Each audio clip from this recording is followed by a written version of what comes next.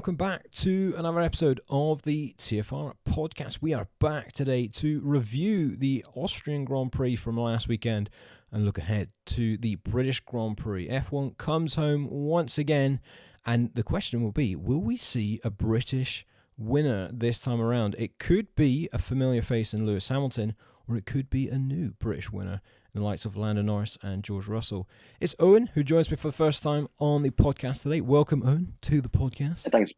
Thanks for having me, mate. It's nice to be on the first one. So, yeah. Not a problem. And you've picked a good one, to be honest, Owen, to get started with here, because there's plenty to talk about, especially with some of the, let's say, off-track dramas, if you like, with that certain Mercedes seat.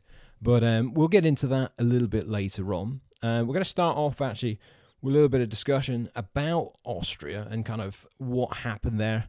And mainly, to begin with, probably the biggest talking point from that race was the epic battle between the two McLarens. I think we have to say that was probably the best battle we've seen for the win so far this season.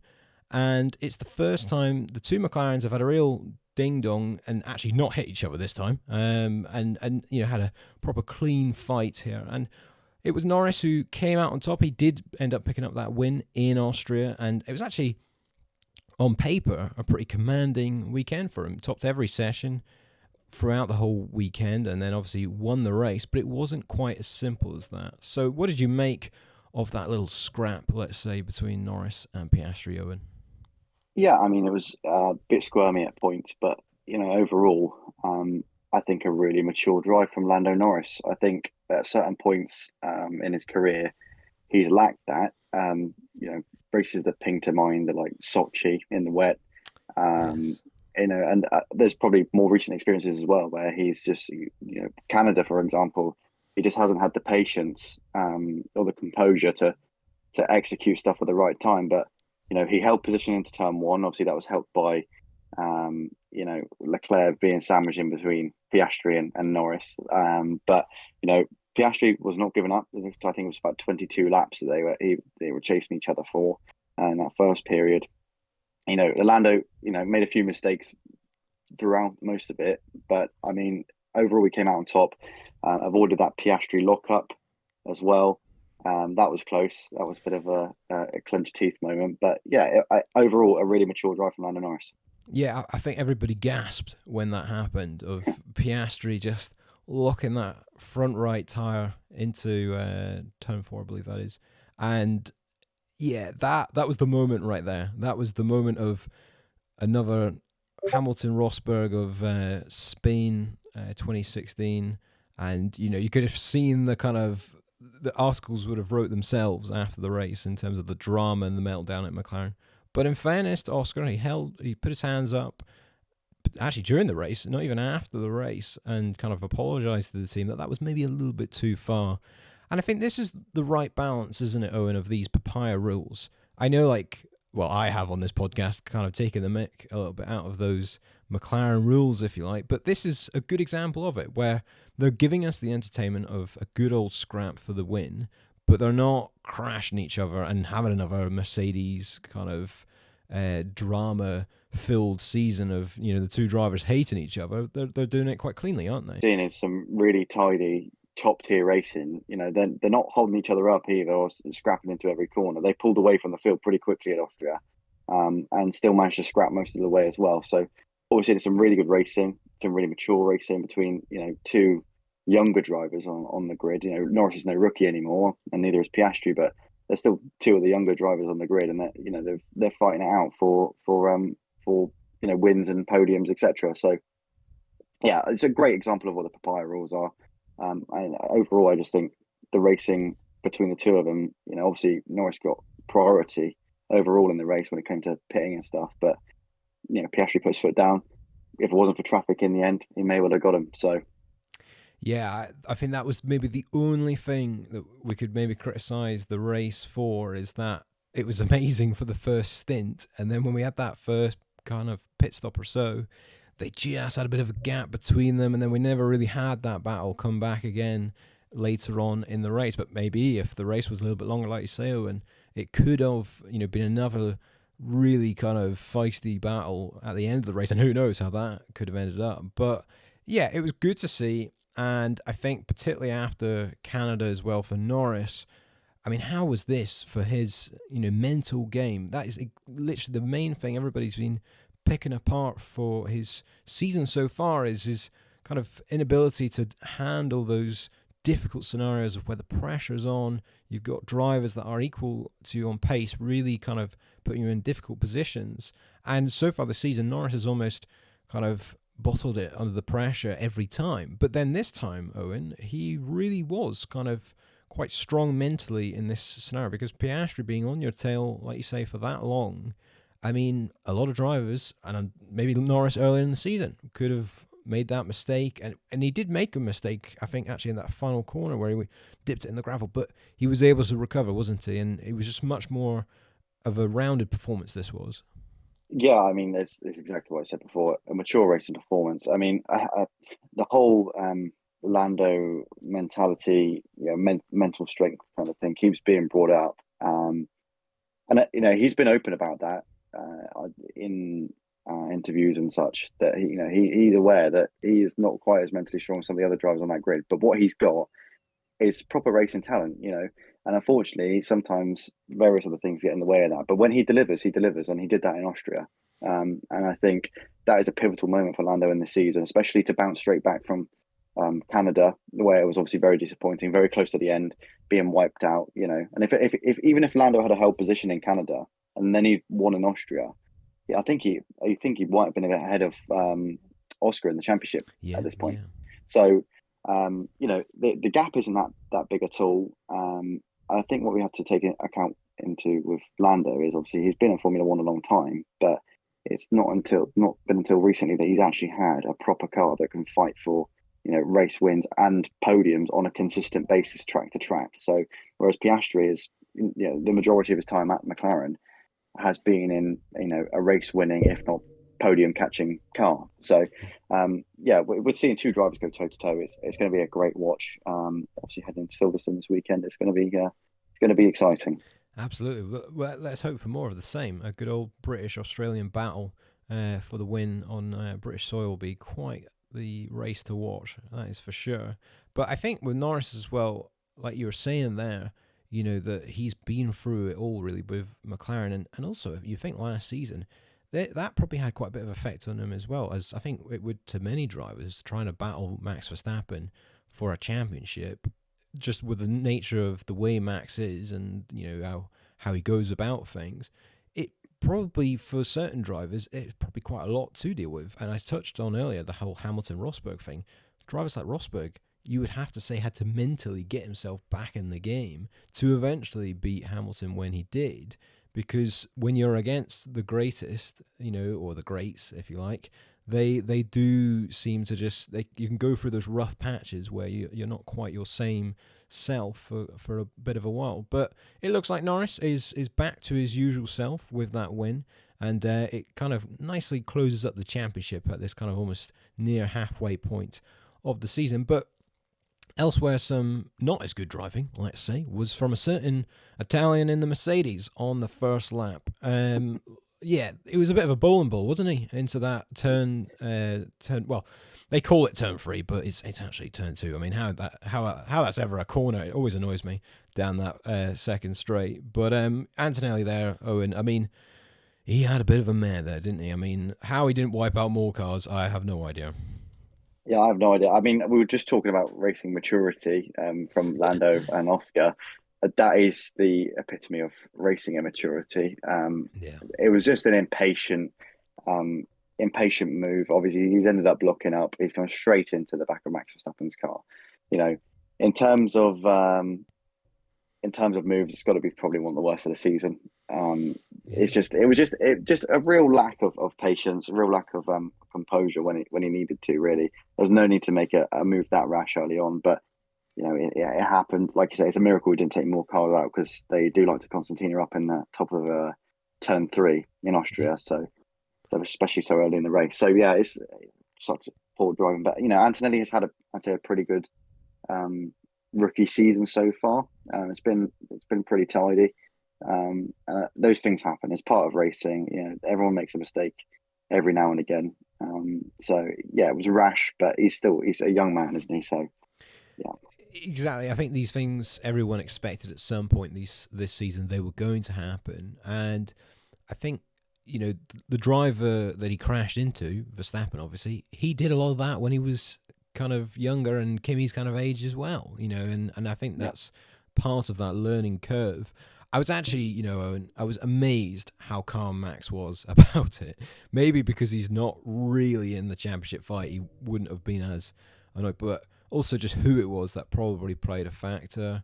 Because I'd imagine if that was George Russell that had absolutely piled into Max, I mean, we could have had a boxing match at the side of the track there. I mean, like those old clips of like Nelson Piquet when he punches whoever that driver was. But you know what I mean. Like I was surprised how calm he was. Really, that was probably the word looking for. Yeah, I think Max has obviously taken into account, you know, what Antonelli is. He's a rookie driver. He's a very young man. He's by far the youngest driver on that grid. And I think that's part of it. I think part of it may also be that yes, he's not in a championship battle in Austria in particular. Obviously, he qualified much lower down the grid than usual. I think even if he had completed that lap, I think Horner had come out and said he only would have qualified fourth. And I think Ocon as well, for example, who's obviously had a bit of a punch up with in the past. Yeah, it would have been. It would have been a complete different scenario. But that's obviously Max showing his maturer side for once, so it's good to see. Yeah, well, absolutely, and Max is an older driver now. He's not old, that is for sure, but he is older, and he's been in the sport for quite a long time. And yeah, I think it was quite good to see actually that there wasn't too much kind of aggro after the incident, because I think everyone could just accept that Kimi made a mistake, and yeah, it was probably a bit lucky that there wasn't more casualties from it. But elsewhere, though, it was Ferrari who had actually a very good result in Austria. Maybe not in terms of the gap to McLaren. I think that was maybe their only kind of concern, was how far ahead McLaren were in those hot Austrian conditions. But Ferrari did get Leclerc on the podium and then Hamilton behind and fourth with not too much of a gap, about 10 seconds, I believe. And this was encouraging, wasn't it, for them, Owen, because they were comfortably ahead of Russell. They probably would have been ahead of Verstappen anyway, going off the qualifying pace. And now going into this weekend with the British Grand Prix, and we'll kind of touch on this later, they look even better here. What's happened here? Is this maybe upgrades, or is this the car suiting certain tracks? What do you put your finger on it? It's hard to specifically say because we don't know the ins and outs. I think it could be an amalgamation of things. What is becoming clear as we move into the sort of middle point of the season now is that Ferrari are the sort of best of the rest, if you like, outside of McLaren at the moment. They're appearing to just rear their head out of the out of the group and show themselves. I think it's closely followed by Mercedes, but it is on a track-to-track basis at this moment in time. Austria clearly suited Ferrari's car more than it suited Mercedes' car. It's come out in the past that the Mercedes car prefers colder conditions where it doesn't get quite as hot. Obviously, Austria was a hot race. It's a flat out track pretty much. So obviously Ferrari had their upper hand there as well. So yeah, that's what's becoming blatantly obvious to me, is that Ferrari are looking like they're going to be the ones that are going to just pop their head above the rest of that pack in the constructor standings, obviously just below McLaren, but above everybody else. So yeah, we're getting to the point in the season now where everything's starting to change and mix up a little bit. Yeah, absolutely. And I tell you, it could be an okay season in the end for Ferrari if they can keep this position in terms of the pecking order, because opportunities will come up where they can win races, potentially even like this weekend. And that can salvage something from this season when so far it's been pretty awful compared to what it was ending or looking like that last season. And if they can, find a bit of pace, they're not going to start suddenly beating McLarens on a regular basis, or we don't think so, or else that would be quite some comeback. But if they can pick up some wins, or even for Hamilton, if he can get if he won this weekend at the British Grand Prix, that would just completely transform the whole kind of season for him at Ferrari so far. So it's positive signs for Ferrari, and I think we're all kind of glad to see that they are a bit closer to the front at least, and I don't think anyone wants to see them in total no man's land. The last couple of things I'd say on Austria is I want to give a word, Owen, to a couple of drivers that had real standout performances, which was firstly Liam Lawson in P6, and then we had Gabriele Bortoleto in P8. Now, how about those two drivers? Because they both, in different ways, not had standout seasons in terms of they had the results yet, but and particularly for Lawson, he's obviously had that Red Bull demotion earlier in the season, and then he's not really been able to get ahead of Hadjar. And then this result just comes out of nowhere, really, wasn't it? Yeah, I think for Lawson, it's been quite a difficult season. Obviously, previous F1 experience stepping in for Ricciardo and the like, and former seasons. So for him to come in this year, get that Red Bull seat, which I was quite surprised at the start of the season anyway, that he got it ahead of Tsunoda, who obviously was a far more experienced driver. Obviously, that's got to have damaged his confidence somewhat. Those few races he had with Red Bull at the start of the season, to then come into RB and then be constantly turned over by Hadjar, has also got to be damaging. But I think that's more of a credit to Hadjar, really, because he is coming to Formula One and taking it to it like a duck to water. He looks the real deal, Isaac Hadjar. So it's been difficult, and it's good to see a good result. There wasn't really anything that I could have picked up that he was at fault for, or any major mistakes that he'd made during the Grand Prix. He drove it in deep and brought the points home for RB. And Bortoleto very much the same. Bortoleto obviously with that battle with Fernando at the end, that was an enjoyable watch as well. Obviously getting in the way of the battle for the lead in that final lap, but it was fantastic. And then to see them to embrace each other at the finish line as well was also a bit of a special moment to watch as well. So yeah, it's a good weekend for those two. It's nice to see cars that don't usually pick up some points and finishing some good positions. It adds a bit of variety to the season.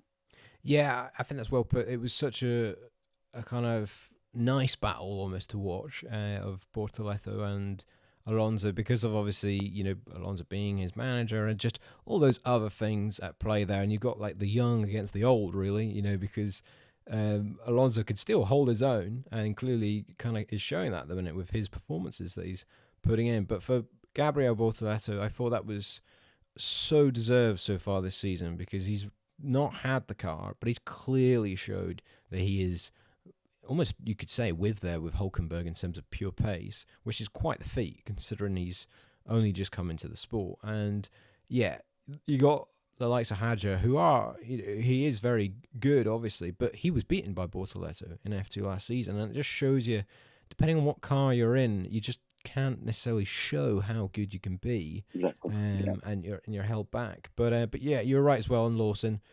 Good to see, and a bit of a turnaround in his season as well. So I think that's pretty much everything for Austria. Another kind of good race there. It always seems to deliver pretty exciting races and plenty of talking points. So we'll kind of move on now to the British Grand Prix preview, as we should, as two Brits on the podcast. It's almost fitting for this particular race. But have you been to the race before? I haven't myself. Owen, have you ever been? I haven't. It's definitely on the bucket list to go. I'm fingers crossed, hopefully next year. But it's a difficult thing. Tickets obviously sell out quite quickly, although I'm sure they haven't this year. But it's the cost as well. I would love to go. It's a once in a lifetime experience. It's something I'd definitely love to experience. So, and I think it's the best Grand Prix on the calendar, without a doubt. So yeah, exactly. There's no British bias there. It is. Definitely not. It's a good track all over, isn't it? You got good racing. It's high speed. It's so well supported every year. And yeah, it's like even this season, there's Lando Norris Grandstand has been kind of expanded and all that stuff as well. And I think it's such almost festival atmosphere, or it looks like it. Like I say, I've never been, but I think it is a shame how expensive it is, and how almost kind of lucky you need to be to get to go to it, really. But in some ways, that makes it even more special for those who do go there. But what are we thinking then in terms of this weekend? I mean, it looks like that we could have a wet qualifying, wet race this weekend. As we both know, the British weather can throw up anything at any moment. Have you got any kind of favourite memories from over the years of the British Grand Prix? Obviously, last year it had a bit of rain as well there, and we had an exciting race. But has anything come to mind? Yeah, I mean, there's been so many good things. I think it was 2022 when Zhou obviously flips and went into the Yes, barriers. yeah. That was a good Grand Prix. Yeah, there's been so many. Silverstone always chucks up a good race. You know, I can't think of the last time I watched a race at Silverstone, um, and you know, it disappointed me. I think 2021 we had Verstappen flying off at Cops. I know. There was that big crash into the barriers. Um, yeah, there's just been so many. I think it was the year before that, 2020, when Hamilton, it might have been just before that. Hamilton took those hards all the way to the ends with basically a Yeah, puncture. You know, yeah. there's so many more memories further back than that. But it's yeah, it always delivers. It's a great circuit because you've obviously got high speed, you've got technical corners, and you've got high speed corners as well. Got DRS zone in there as well. So it's a great track. Every year you can almost pick out a moment or something that's happened from that race. When there's other circuits on the calendar, it's quite inconsistent. You get your boring races and you get your exciting races, and Silverstone could still be a little bit dull. Look at that 2023 season when, Verstappen was dominating every race. But there were still moments like when Norris took the lead and the crowd went crazy into the first corner. And I think that's just what's so exciting is that what's going to happen this time. And what about so far? We've had the practice sessions earlier on today. It looks like it's going to be a little bit of a straight fight, actually, between the McLarens and the Ferraris so far, which is a bit of a surprise. What did you make of the kind of results of what we've had? Yeah, obviously practice is always hard to judge exactly what's going to happen over the course of a weekend, because a lot of cars don't want to show their true pace. But to me, it looks like McLaren might just have that slight edge, particularly Norris.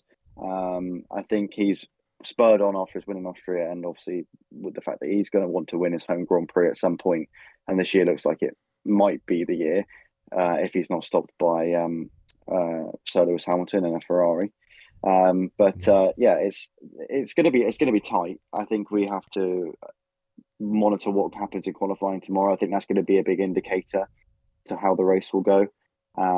It'll be interesting to see, if Norris was to get pole or something, and whether the Ferraris will split the McLarens. That could be quite interesting in terms of the title fight. Will we get a Norris Hamilton 1-2? And it'll be two Brits fighting out for the win. There's so many different circumstances that could happen in the Grand Prix. So it's going to be an exciting watch for the rest of the weekend. But even practice has been pretty good so far. There's been some spins and some moments from a few drivers. So like I say, Silverstone always packs the action, and I'm sure it will again this time. Yeah, I think we'll take any of those storylines in terms of what we'll get on Sunday, that is for sure. But I'm going to put you on the spot now, Owen, because we're going to get into our predictions for the British Grand Prix. And I do think this is going to be quite difficult. So the way this one works, we go for pole prediction first, and then quite simple, we go third, second, and then first. So, Owen, who is going to be on pole position for the British Grand Prix this weekend? I'm going to go with Lando Norris. I just think he's going to carry that momentum over from Austria. He looks spurred on. He looks happy, and from what I've seen so far in this weekend, he looks happy with himself. He looks like, he's embracing the weekend, and I think that's always a positive sign in the driver. So I think he's going to stick it on pole, definitely, for the Grand Prix. Okay, interesting. I was very tempted to go that, but for the sake of variety, I'm actually going to go with Oscar Piastri for pole position for similar reasons. But I think he is going to upset the home crowd on the Saturday. So how's your podium predictions looking like? So I think the podium will. It's a hard one. I think Yes. third place. I think third place is to be a Ferrari. I'm going to go with Leclerc. Okay. Second place is a toss up between, I think, a McLaren or Ferrari. I think it's going to be Hamilton second, and Norris will carry home the win. I think there'll be two Brits on the podium. The other Ferrari will sneak on, and Piastri might just slip outside of the podium places and be split by them two Ferraris over the race. I could be completely wrong, but that's what predictions are for, I suppose. Interesting. Yes, that has thrown me there, because that's quite a solid prediction. That okay, yeah, I can hear what you're saying. I'm in third. I'm going to go with Lewis Hamilton in third. I think he'll keep his podium streak going. With that, I think in second it's going to be Charles Leclerc. I think in second. And then for the winner of the British Grand Prix, I think I'm going to say Lando Norris. I think I will go with that. Yeah. I was really tempted before these practice results to go with George Russell to win this race because of the cold temperatures that we usually have with Silverstone. But the practice results have swung me, and I mean, they've confused my kind of perception of this weekend. So I think I'll go with that. But to be honest, if we have rain, I mean, does that change your prediction much, Owen, or do you think that'll still be roughly the same order? I think it depends on whether we're going to see sort of dry to wet or wet to dry racing. I think if it's wet all the way through, I think there won't be too much disruption from the qualifying order to the finishing order. Obviously, when it's raining as well, you lack the DRS, so there's usually a few less overtakes in the wet, a few more mistakes, but a few less overtakes. Whereas I think if we see sort of dry to wet, and you look at teams strategizing to take advantage of those situations, that could throw a few different opportunities in the mix. So yeah, I'm not with. We never trust the weather forecast in this country. No, exactly. So we'll wait to see what happens on Sunday. But yeah, I think if we get a wet to dry race or a dry to wet race, the world's your oyster in terms of what we could be seeing. Oh, absolutely. If we have a similar thing to Australia earlier in the season where, yeah, hopefully not the kind of McLaren domination just for the sake of the entertainment of the race, but we could have a seriously mixed up result in terms of just a little bit of chaos can, really spice things up. So that's pretty much everything for the predictions. And let's see how wrong we'll be. I think that's more the thing with that one, Owen, because this is going to be a tough one to predict. But I think for the end of this podcast, we got to talk about the biggest story at the minute, which is this transfer saga, you'd have to say, with this Mercedes seat. Will it be George Russell? Will it be Verstappen?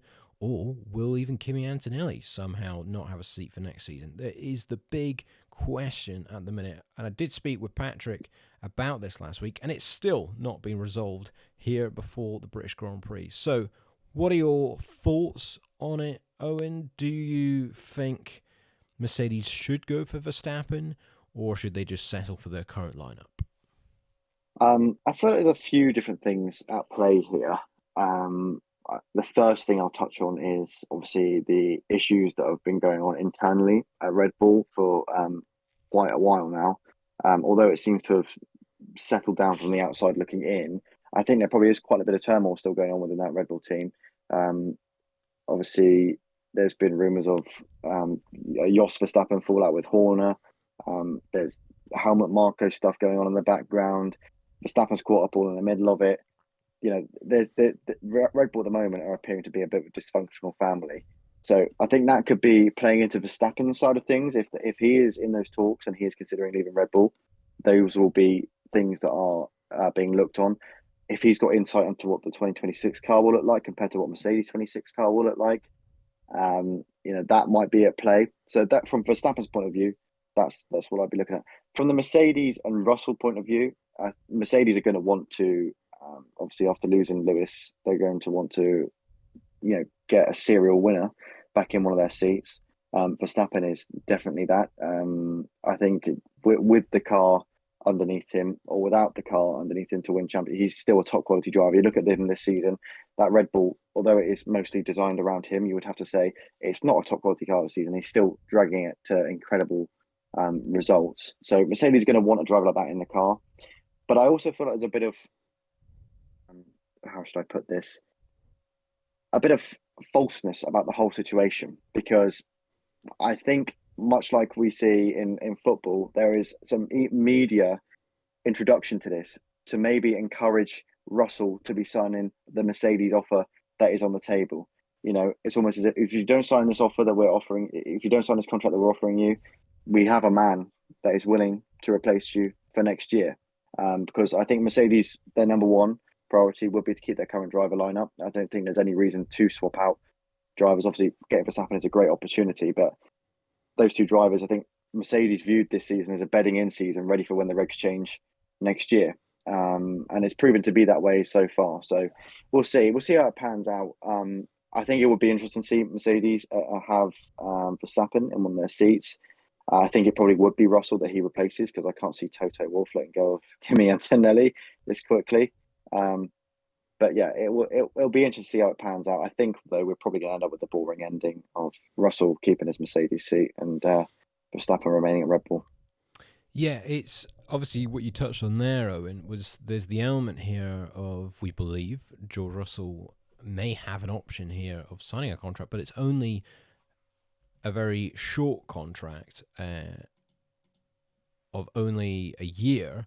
And it's not the problem for Russell here is he wants a bit of assurance. He wants to be with Mercedes into these new regulations. And to be honest, who would blame him? If this car is absolutely the best on the grid, you want to be there as long as possible and have those years of glory, because George probably backs himself against Kimi right now because of how the season's going, and I think he's beaten him in every single race so far this season. So he'll want assurances over, I'm at this team, I'm the leader of this team into the future, but they're not offering him that at the minute. And there's obviously this element with Verstappen, which I think it would take a lot, Owen, for that to happen now. I do think there are clauses in place here. I don't think Verstappen's going to be outside the top four in the standings with this clause that people have talked about, that would enable him to speak to other teams, because for crying out loud, the Ferraris are so far behind, that's never going to get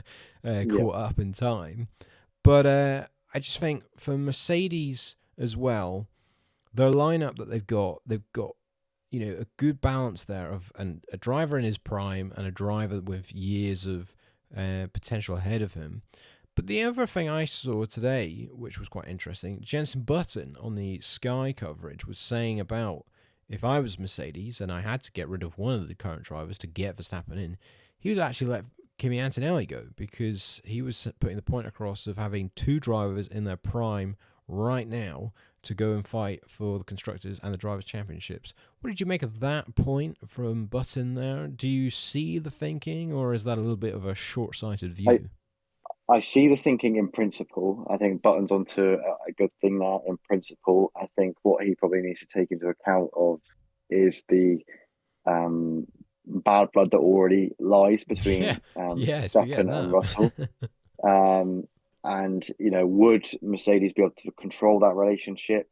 They're obviously just two personalities that do not mix. We've seen it countless times now. Russell has publicly called out Verstappen for being dangerous. And Verstappen has publicly pretty much squared up to George Russell. So they would have to deal with that. I understand the point completely in principle, because it would be very similar to what McLaren have going on at the moment. They've got two top drivers at the top of their game, fighting for race wins. So yeah, in principle, it sounds great, Jensen, but in reality, I don't think it will happen like that. Easy. And I think Mercedes in the long term as well, and Toto Wolff, seeing how he's operated in the past, he would probably want Antonelli to stay in the team, because Antonelli is that much bit younger that he will develop from what Verstappen is, essentially. He will learn off that and hopefully then carry that on once Verstappen leaves to win world championships for Mercedes himself. That's the whole theory behind the Mercedes driver program, is that they breed world championship winners. So what better way to do that than to bring a world champion into a team to learn from? Oh, absolutely. And I think for any team, like what Toto's been saying, it'd be silly for them not to look at the best driver on the grid probably at the minute.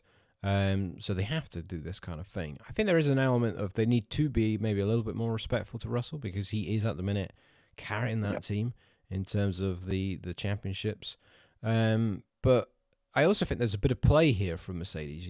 I think this is a bit of an attempt of unsettling Red Bull maybe a little bit as well, because there's no doubt about it, Owen, that it's caused such a fuss and it's been such a talking point over the last couple of weeks that it must kind of annoy Christian Horner probably a little bit, and those that work at Red Bull. It probably annoys Max and the drivers as well, because they've had to answer so many questions about this. I mean, I saw that photo of Max yesterday in the media stuff, where he was just surrounded by media people and phones, all kind of wanting to hear what he's got to say. He just looked so done, didn't he? Yeah, his face. He was like, "Get me out of here. I'll be anywhere else." So he must not, like all this stuff. But it's just the usual shenanigans of F1. We had this with Hamilton going to Ferrari and that kind of stuff of last year. And this looks like it's going to be the next talking point. But the question is, will it actually happen? I guess it's just going to be a thing of we will find out. Right, I think that is us for this week's podcast. Thank you, Owen, for making your debut on the TFR podcast. Been a pleasure. And we will be back next week to review the British Grand Prix and see if we've had a British winner, or if Piastri has extended his championship lead at the very top. But if you've enjoyed this podcast and you're watching us on YouTube, you can subscribe to the new channel and give the video a like. And if you're on your audio platform of choice, you can give us a follow on there. We'll be back in the next one. See you.